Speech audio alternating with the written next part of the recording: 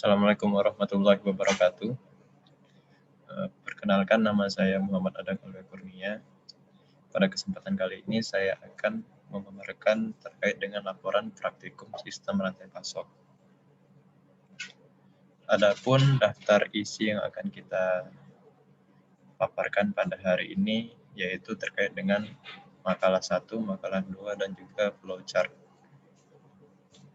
Yang pertama langsung ke makalah 1. Jadi di makalah 1 saya membahas terkait dengan forecasting kebutuhan bahan bakar minyak produk FAME menggunakan software Minitab. Jadi di sini di makalah 1 ini saya membahas teori-teori dasar yang mendukung terkait dengan forecasting dengan menggunakan software Minitab. Adapun beberapa teori dasar yang mendukung makalah 1 ini yaitu pengertian dari forecasting itu sendiri. Jadi dapat kita lihat bahwa forecasting merupakan teknik analisa perhitungan yang dilakukan dengan pendekatan kualitatif maupun kuantitatif untuk melakukan perkiraan peristiwa di masa depan dengan penggunaan referensi data-data pada masa lalu.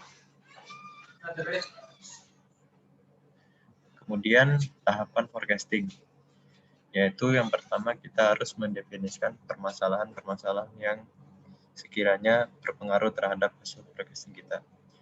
Selanjutnya yaitu kita mempersiapkan data-data historis masa lalu yang akan kita lakukan forecasting itu sendiri. Selanjutnya yaitu permodelan dari data yang kita punya. Selanjutnya itu implementasi dan juga evaluasi. Tahapan-tahapan ini harus dilakukan berurutan karena memang nantinya akan sangat berpengaruh terhadap hasil forecasting kita, dan juga tidak boleh ada tahapan yang dilewati karena nanti akan merusak esensi dari forecasting itu sendiri. Nah, di sini ada beberapa metode ataupun tools untuk mengevaluasi hasil forecasting. Yang pertama yaitu untuk mengevaluasi akurasi dari forecasting itu sendiri. Ada 3 macam. Yang pertama yaitu MAPE, MAD, dan juga MSE. MAPE merupakan kepanjangan dari mean absolute percentage error, atau yang bisa kita sebut dengan rata-rata persentase kesalahan absolut. Kemudian MAD yaitu mean absolute deviation, yaitu rata-rata deviasi mutlak. Yang terakhir yaitu MSE atau mean square error, atau rata-rata kuadrat kesalahan. Nah, kemudian kita menggunakan verifikasi yaitu menggunakan control chart. Ini digunakan agar forecasting yang kita lakukan itu tidak melebihi batas kendali dari yang telah kita tentukan. Selanjutnya yaitu software yang akan kita gunakan untuk melakukan forecasting, yaitu software Minitab. Software Minitab merupakan perangkat lunak yang dapat digunakan untuk membantu proses peramalan mulai dari pemasukan atau input data pada peramalan dari data itu sendiri. Terdapat banyak software yang bisa kita gunakan seperti SPSS dan juga PUM for Windows. Namun pada kesempatan kali ini karena saya memilih Minitab dikarenakan fitur yang cukup lengkap dan juga tampilan grafis yang menurut saya cukup mudah untuk dipahami. Kemudian lanjut ke makalah 2. Nah, di sini saya membahas mengenai analisis forecasting kebutuhan bahan bakar minyak produk FAME di Integrated Terminal Jakarta Group Pelumpang menggunakan metode double exponential smoothing dengan software Minitab. Ini merupakan lanjutan dari makalah 1 tadi yang membahas teori dasar dari forecasting. Kemudian di sini di makalah 2 ini saya membahas tentang penerapan dari forecasting itu sendiri. Nah, yang pertama kita harus tahu dulu terkait dengan lokasi perusahaan yang saya lakukan penelitian, yaitu di Integrated Terminal Jakarta Group. Dapat kita lihat di sini ada struktur organisasi di Integrated Terminal Jakarta Group yang pada bagian paling atas, yaitu Integrated Terminal Jakarta Group ini dibawahi dari fungsi supply dan distribusi marketing operation Region 3 Jakarta yang dipimpin oleh seorang Integrated Terminal Manager Jakarta. Di sini ada sedikit perubahan struktur organisasi di mana Integrated Terminal Manager Jakarta ini membawahi 3 depot sekaligus, yaitu ITJ atau Integrated Terminal Jakarta Pelumpang, yang kedua yaitu Integrated Terminal Jakarta Tanjung Priuk, dan yang ketiga yaitu depot LPG Tanjung Priuk. Sehingga dapat kita lihat bahwa ada penambahan di mana seluruh depot Pertamina di Jakarta itu dibawahi oleh satu Integrated Terminal Manager.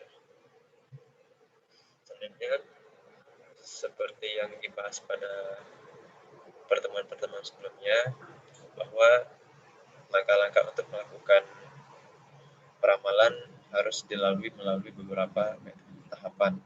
Jadi di sini saya langsung ke model peramalannya, yaitu menggunakan model time series pada produk kami. Nah, jadi di sini dapat dilihat kita durasi ataupun data historis yang dimiliki dari peramalan ini yaitu selama 12 bulan. Dapat dilihat bahwa pada bulan keempat itu merupakan data paling sedikit, dan pada bulan ke-11 itu data paling banyak. Ada beberapa faktor yang mempengaruhi dari jumlah data ini, sehingga nantinya akan kita bahas apa yang menjadi faktor yang mempengaruhi hal tersebut.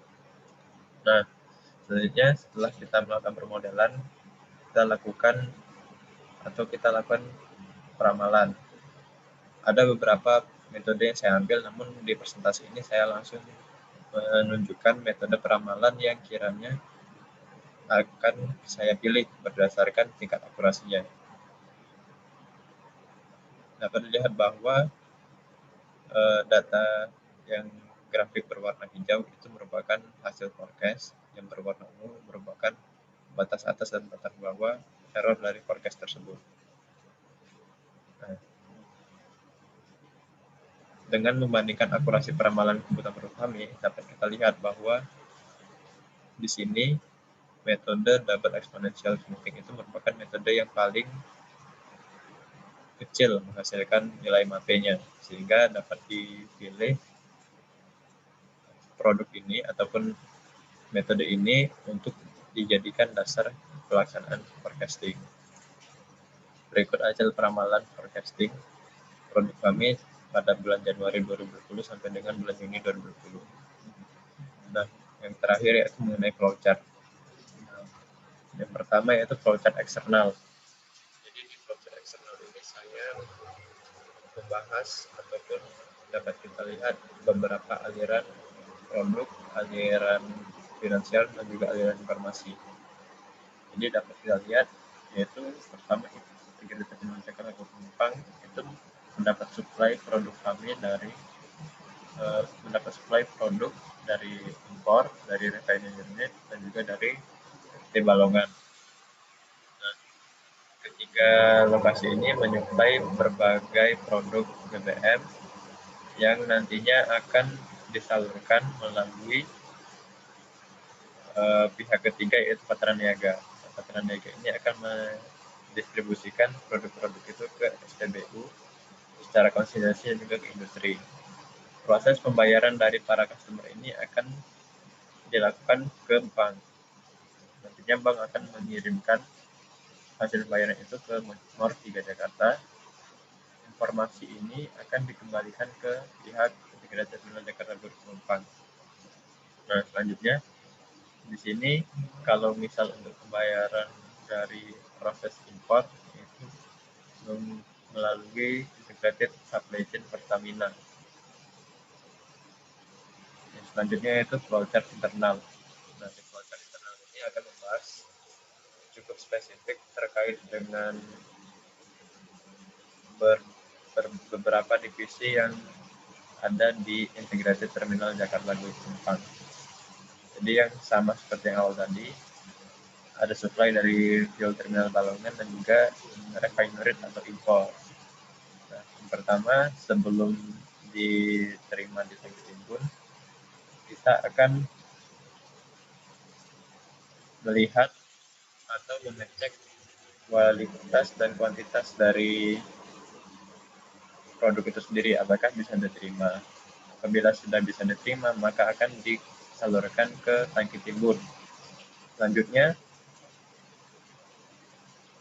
apabila ada proses distribusi, maka dari tangki timbun akan dikirimkan ke fuel distribution. Pada hal ini, pada kenyataannya yaitu fuel distribution itu ialah filling sheet. Nah, dia akan dilakukan proses distribusi yaitu loading ke dalam mobil tangki melalui ketiga yaitu tekanan niaga. Proses yang selanjutnya sama seperti yang voucher eksternal tadi, di mana kita lihat customer akan mengirimkan pembayaran via bank, kemudian bank akan memberikan pembayaran ke Murtiga Jakarta. Kemudian akan dikirimkan kembali ke pihak atau ke internal dari Integrated Terminal Jakarta Group Pelumpang. Sini juga ada dua fungsi yang mengontrol untuk proses sales, di mana purchase order dan juga delivery order akan diurus oleh fungsi sales services dan general affairs. Dan juga proses control room ini berfungsi untuk mendata pergerakan dari produk-produk yang ada di Integrated Terminal Jakarta Pelumpang. Jadi kesimpulan yang dapat kita lihat dari makalah sistem transport ini itu pertama, forecasting terhadap produk BBM khususnya produk kami di Pertamina Integrated Jakarta Group Pelumpang dapat dilakukan dengan menggunakan Supermintek. Yang kedua yaitu pola forecasting pada setiap produk bahan bakar minyak kami yang dianalisis menggunakan pola fluktuatif. Ya. Sekian presentasi terkait laporan praktikum sistem rantai pasok dari saya. Saya akhiri. Wassalamualaikum warahmatullahi wabarakatuh.